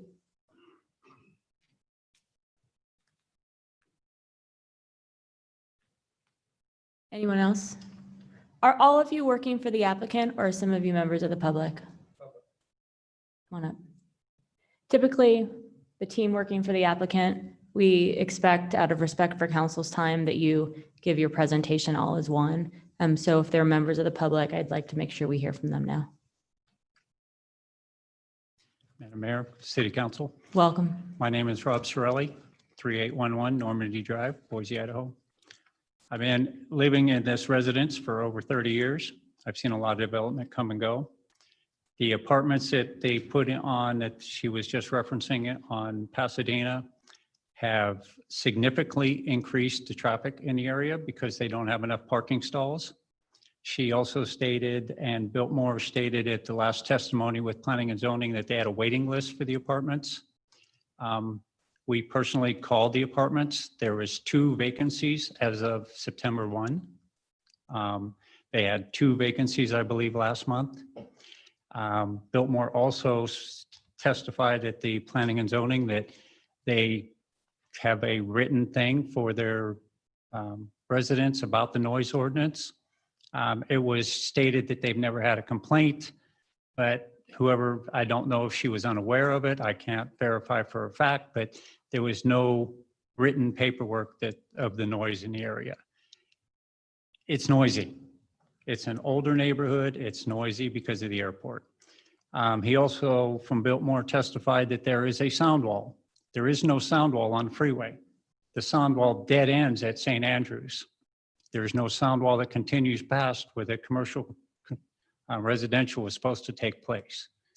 There's nothing there. So there is no 5-year plan from ACHD to do any additions to this, to the streets or access or anything such as that. The other thing that is not being mentioned is ACHD did not see a problem with the traffic, but Owyhee does not have a stop sign. Elder does, that they want to build their property on. People don't stop because Owyhee travels east and west. The other travels north and south. They think they have the right of way. It's not a good fit for the neighborhood. The neighborhood since early 70s has had a 2-story limitation and they want to go up another. We just don't feel it's a good fit for our neighborhood to have people 3 stories up, 30 feet away from our residents where you're going to see everything that's going on in residents and everything. Not to mention the sound and the city losing money over just putting residential where it does not belong and having the airport have to deal with this issue at a later date. Thank you. Thank you. Anyone else? All right, one more check on Zoom. Nope. Okay. There's nobody else here to testify. Any questions for staff? Madam Mayor, I have a couple of questions. Great. Cody and I believe Rebecca's here too. So if either one of them wants to comment. The first question. Building is Rebecca on Zoom? Oh, hi, Rebecca. I didn't realize that. Great. Thank you. Yeah. So the first question, the applicant seemed to indicate there was another project that was approved that would have been in the noise contours if we were taking the new ones. But as I look at the map, if it's the project on the end of Curtis, it is not in those noise contours. Can you clarify what that might have been about? Madam Mayor, Councilmember Clegg, I don't have that map in front of me. I've got a question though, Cody. Is it the map that's on page 3 of the staff report? Because I've been trying to figure out which map to be looking at as we're talking. There are 2 little ones on page 3. Madam Mayor, there's actually a larger, and let's see if I can. Further down. Okay. I'll find it and try to reference it for the. But I guess, Madam Mayor, Councilmember Clegg, as I look for that, what I would say, and I mentioned this in my introductory comments, that other project has residential zoning in place. That subdivision is an allowed use in the zone. Airport did comment on that application and didn't object or raise a concern with a change in the noise levels. This item here is a conditional use permit where the bar is certainly higher. The residential use isn't an outright allowed use of this location. Thank you. And then Rebecca or Cody, either one, recognizing that the 2004 maps are the ones that are referenced in our adoption. I also recall that, or I believe I recall that when we updated the code, we updated it with a version that recognized the latest versions of those kinds of items so that we didn't have to try and find each one every time they changed. Can you tell me whether or not that applies in this particular case? Madam Mayor, Councilmember Clegg, in the front of Blueprint Boise, it does reference this whole long list of plans by reference. Back in the comprehensive I'm going to plan, ask somebody to mute, please. Thank you. the goal, there's goals and policies related to the airport, one of which policy CC 6.1 airport compatibility says the airport master plan is adopted by reference as amended. From our perspective, that kind of recognizes those situations that the airport's going to evolve, expand, change, and we don't want to run afoul of, as different dates and different plans change. I would note also that next month or this month, September 1st, we are updating a number of those dates in the comprehensive plan, but certainly not changing this reference to as amended. I think that's important. Madam Mayor? Yes, go ahead. Yeah, to Cody or Rebecca, can you just speak to sound walls? Sounds like there may only be a portion here, but does that have an impact on this type of development approval? Madam Mayor, Councilmember Thompson, not as it relates to the airport from our perspective. I mean, that's mitigation from noise along the interstate. I believe somebody spoke and indicated it doesn't run the entire length of the site. That's probably true. From staff's perspective, it wouldn't change our recommendation in terms of compatibility with the airport. Madam Mayor. Yes, go ahead. I have a question for Rebecca Hupp, the airport director. And the question is, it's about the staff report, which explains that the airport improvement program is a significant source of funding for airport operations, and references that as part of the evidence that supports the P&Z's decision here. And I just wonder if Rebecca could elaborate. It wasn't quite clear to me the connection between funding from the airport improvement program and this particular development. If Rebecca has that information, or how those two actually tie together, that would be helpful to me. Thank you, Madam Mayor and Councilmember Badgen. I hope that you can all hear me adequately.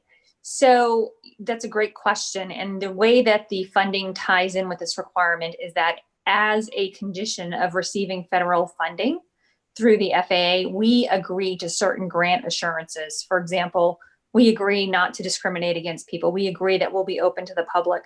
One of the things that we agree to is that we will ensure proper zoning around the airport to protect the assets that the FAA is investing in.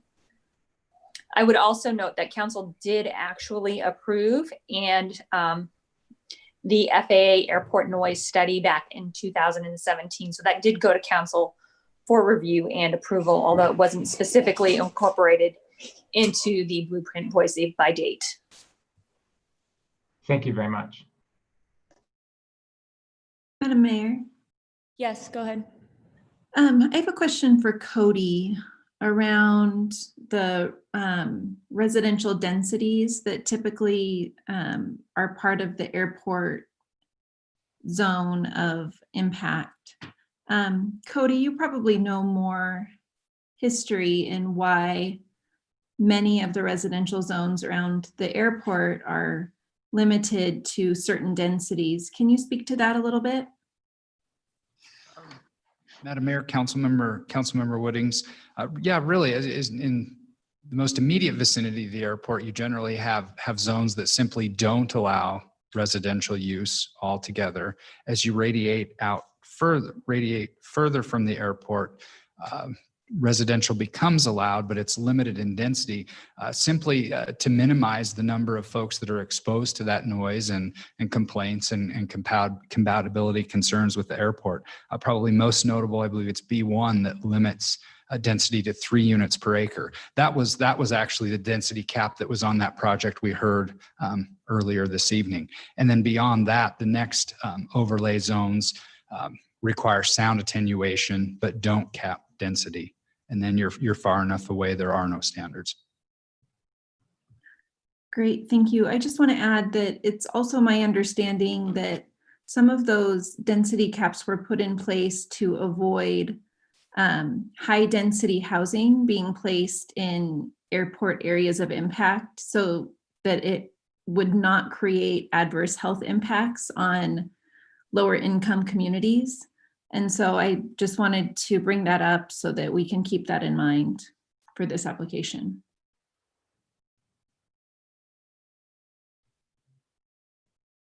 Madam Mayor.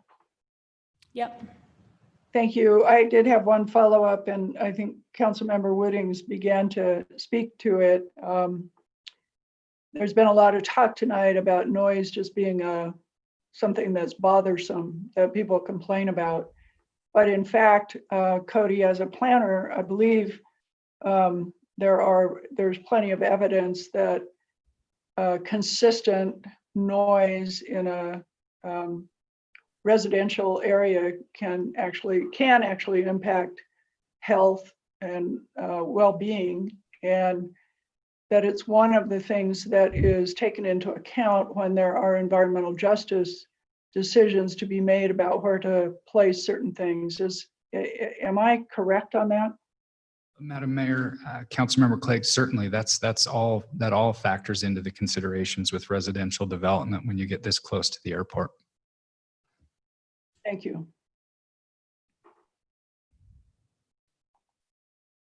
Other questions? All right, I'm going to close the, nope, I'm not. The applicant is allowed, or the appellant is allowed a rebuttal.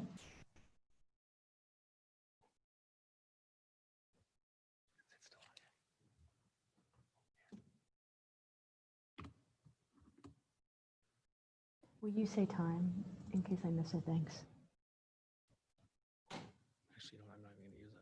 Madam Mayor, we will put 5 minutes on the clock for rebuttal. No, I'm good. Is that what we typically do?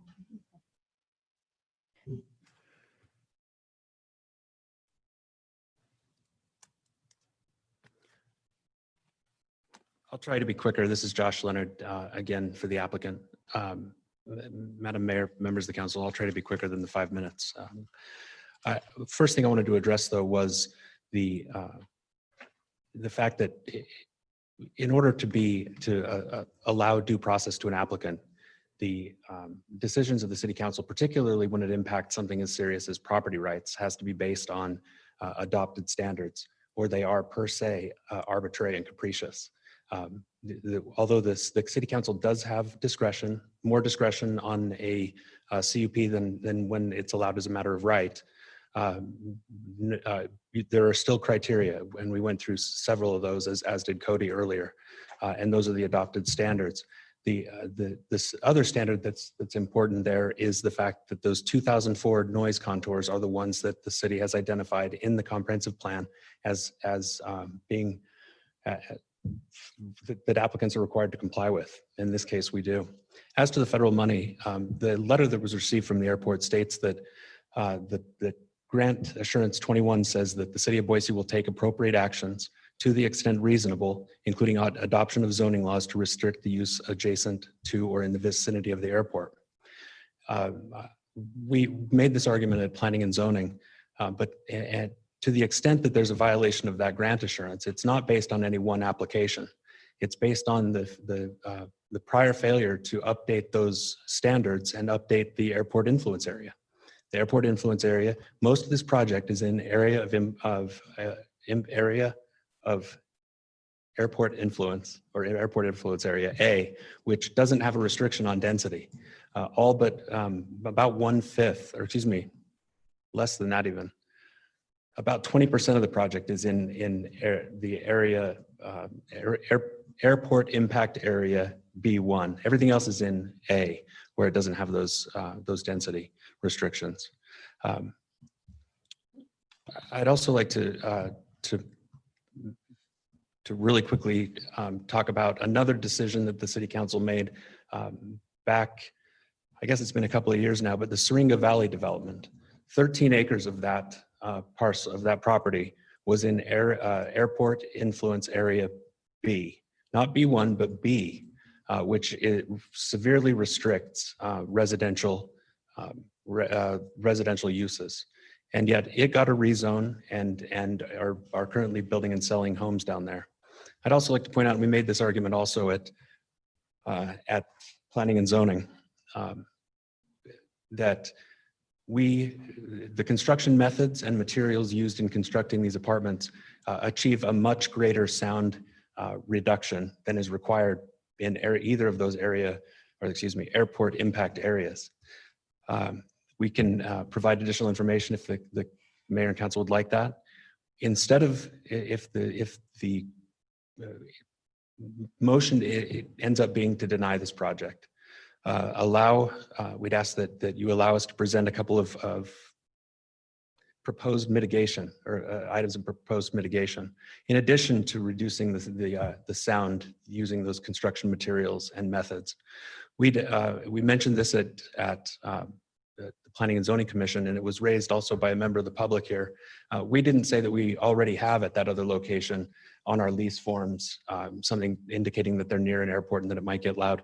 We offered to include that as a condition of approval, that we would include on all of the lease forms for all of the properties, all of the units there, that it is in an airport impact area and that it is subject to increased noise, and include those noise levels.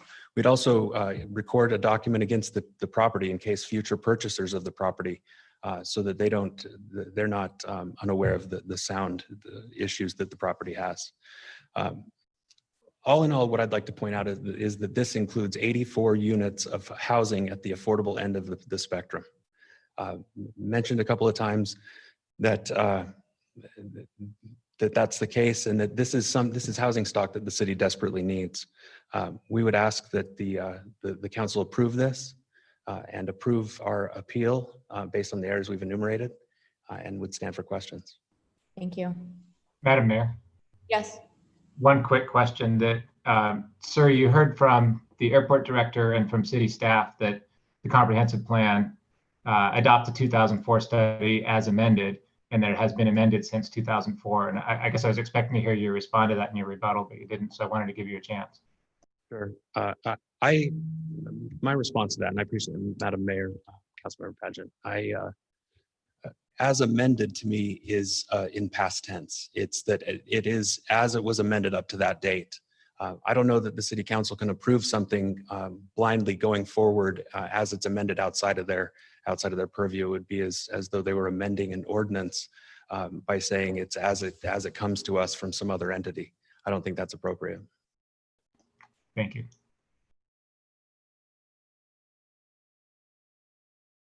Thank you. Anything else? Madam Mayor, just a question for staff, if I could. Cody specifically. Thanks. Thanks, Josh.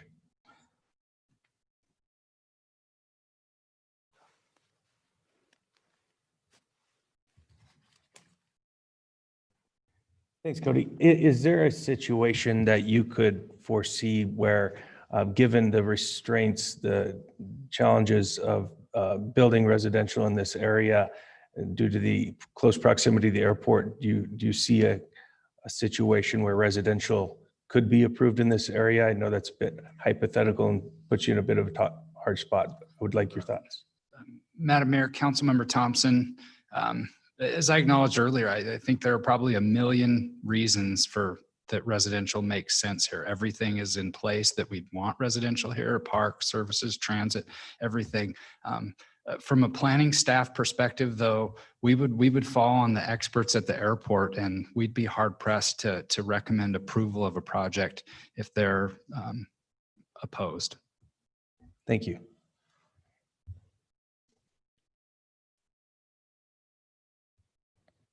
All right, it looks like that's it. So with that, I'm going to close the public hearing. I think we ought to have a motion on the table before we have discussion. Madam Mayor, Yes. thank you. I'm willing to make that motion, and I believe we'll need to start with a modification of the CU because or the development agreement, because it is associated with the original rezone. And with that, I would deny CAR 20-3 Biltmore Company 3635 West Elder modification to a development agreement. Second. Yeah. Thank you, Madam Mayor. I would like to speak to this. And then with my second motion, I'll speak to the broader issues on the PUD. In this case, they're asking for an increase in the height limit and to include multifamily residential uses.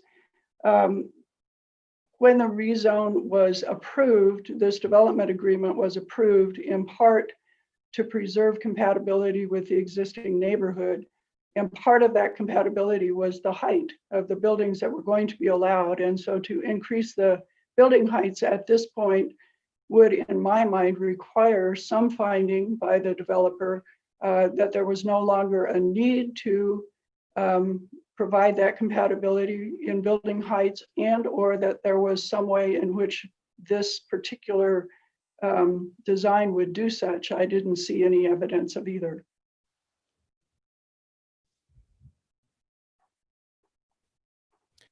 Yeah, Madam Mayor, just Sure, go ahead. comments. I'll be supporting the motion. If I could pick this property up and put it in, somewhere else in Boise, I would do it in a heartbeat. It's outstanding development, and really, at the end of the day, I know we're speaking specifically to the DA. Excuse me. I can't find it on my page, but we're not speaking to the appeal, is what my point is. But it's an absolutely outstanding project, and with the exception of where it is located due to the constraints of sound, I'd certainly be supporting it. I think in particular, this developer is second to none in our city, and but I can't support it, the change in the current use for that reason.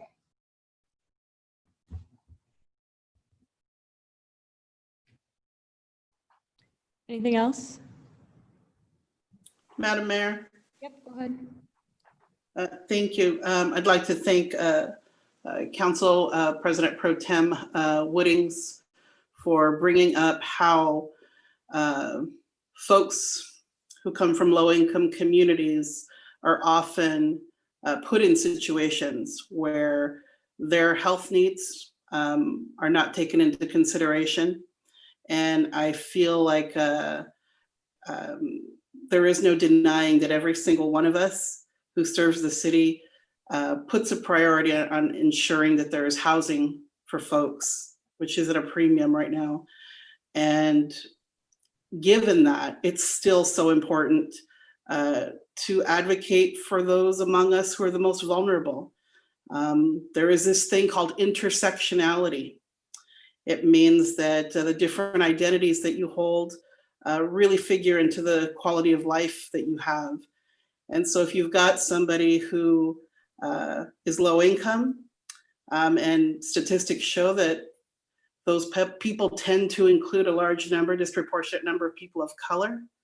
And then you add to that mix people who may become hearing impaired because of where they live, especially children who have no choice in where they live. I absolutely think that it would be great to have more housing, but there's just too much danger for folks who might have to live there.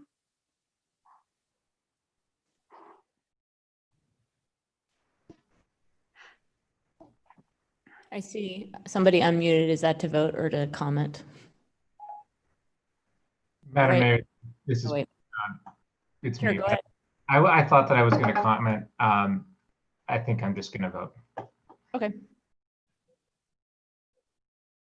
All right, it looks like then clerk, well, we can call the roll. Clegg, Yes. Halliburton, Yes. Sanchez, Yes. Thompson, Yes. Woodings, Yes. Bajent. Yes.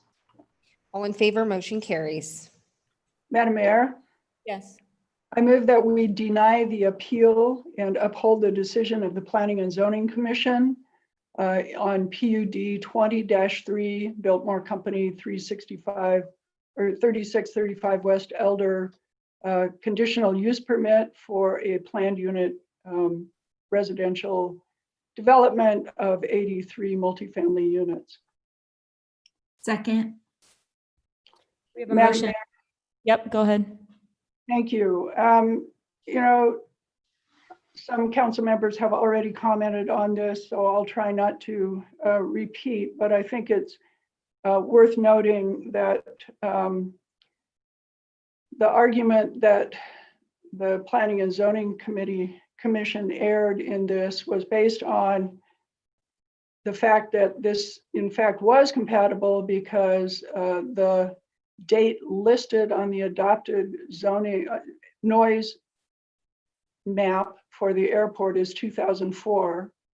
I was serving on this council when we adopted the language as amended, and the intent of that language was that as plans were amended going forward, those new amendments would apply to those plans in the Blueprint Boise. And in fact, this noise map was amended by the City Council in 2017 with an approval of a new noise map.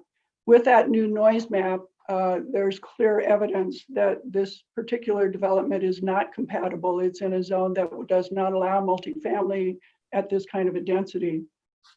Because of that, there's evidence that this would adversely affect not the use of the airport, but actually affect the airport property, because it would likely in the future not be able to continue to be an airport. And that's what that property is zoned for today. I think the Planning and Zoning Commission did a great job in identifying those two things, perhaps not in the same specificity in terms of the map, but in identifying that that was the correct thing. I think an additional piece was referenced by Councilmember Sanchez and also by Councilmember Woodings, and that is the notion that one could mitigate this by requiring people who can't afford to live anywhere else to sign away their right to complain if living there becomes a burden. I think that that's an incorrect way to mitigate such a burden.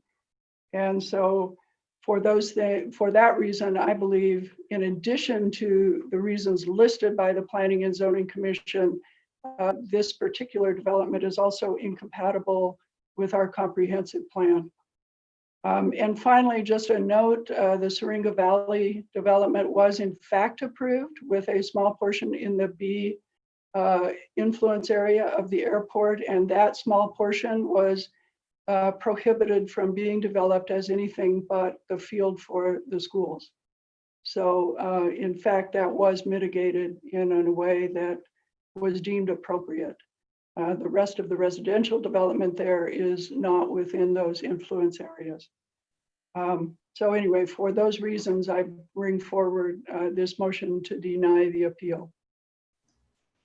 Madam Mayor. Yes, go ahead.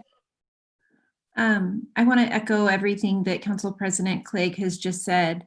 In my time on council, we've approved many residences within the area of impact of the airport, and those have all been single-family residences for the reasons that we've already discussed, because we know that living somewhere where there's noise has adverse health impacts, and we don't do multifamily residential in those areas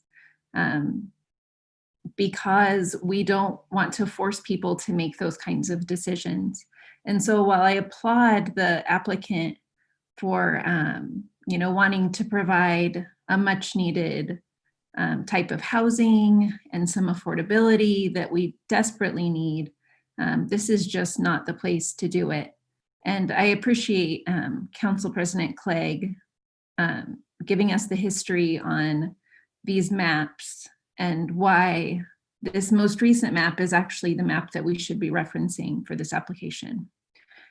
So I'm in support of the motion.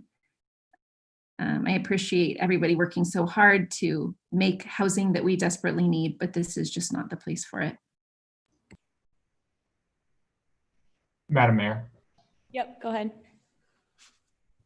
Generally, I'm going to be voting with the council president for most of the reasons that she outlined. The two that I want to highlight for the applicant appellant are first, I guess it's maybe three. First, I don't think it was an error for the Planning and Zoning Commission to rely on the best available present evidence about the sound in the area adjacent to the airport.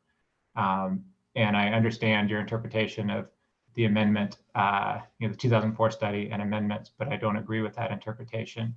I read the comp plan and the incorporation of that document as a reference to a standard. The standard shall be ABC for noise as set forth here and as may be amended.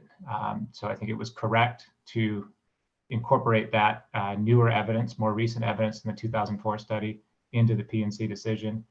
And even if I didn't think it was correct, I certainly don't think it was an error to do so. Secondly, I don't think it was arbitrary or capricious to consider grant funding to the airport, an important economic driver of our community and something that the airport felt strongly enough to appear here at this hearing. Third, I do agree that it may have been an error to consider the use of the property, adverse effects to the use of the property, as opposed to adverse effects to the property itself. But given that I think the findings are substantiated on other grounds, it's kind of an irrelevant error.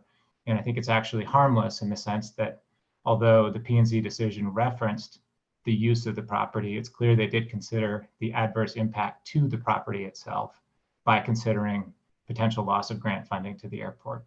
So for those reasons, I will be voting to deny the appeal. All right, clerk, I think you can call the roll. Clegg. Yes. Halliburton. Yes. Sanchez. Yes. Thompson. Yes. Woodings. Yes. Agent. Yes. All in favor, motion carries. Thank you. I think there's nothing else to come before council. Madam Mayor, move we adjourn. Are you gonna second that? Second. We have a motion and a second. All in favor? Aye. All right, we're adjourned.